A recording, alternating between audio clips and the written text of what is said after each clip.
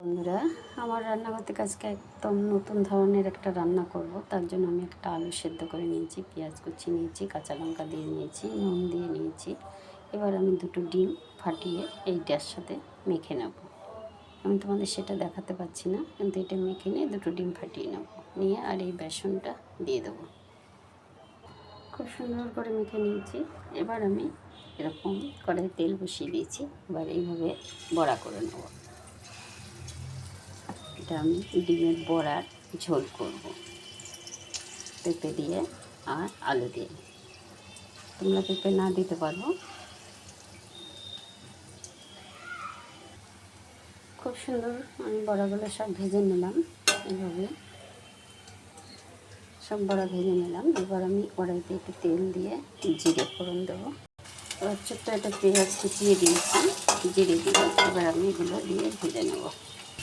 আমার আলুটা পেঁপেটা আমি কুচিয়ে নিয়েছি, আর বেশি কষাবো না। এবার আমি পেঁয়াজ বাটা আর টমেটো কাঁচা লঙ্কা দিয়ে দেবো। এই যে রান্না আবার হলুদ দেবো আর কিছু দেবো। আমার মশলাটা কষানো হয়ে গেছে।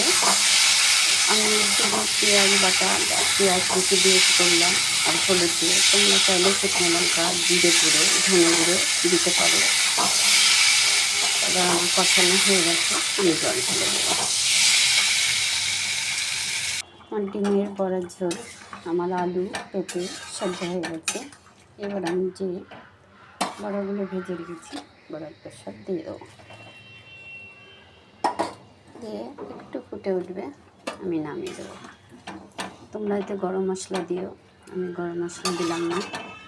তবে তোমার কেমন লাগলো তোমরা অবশ্যই কমেন্ট করবে, চ্যানেলটাকে সাবস্ক্রাইব করবে, লাইক করবে, শেয়ার করবে।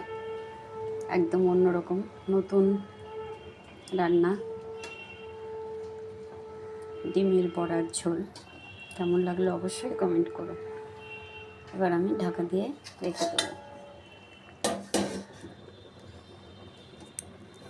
কাল আবার অন্য কিছু রান্না নিয়ে আসবো তোমাদের সামনে। আজকে টাটা।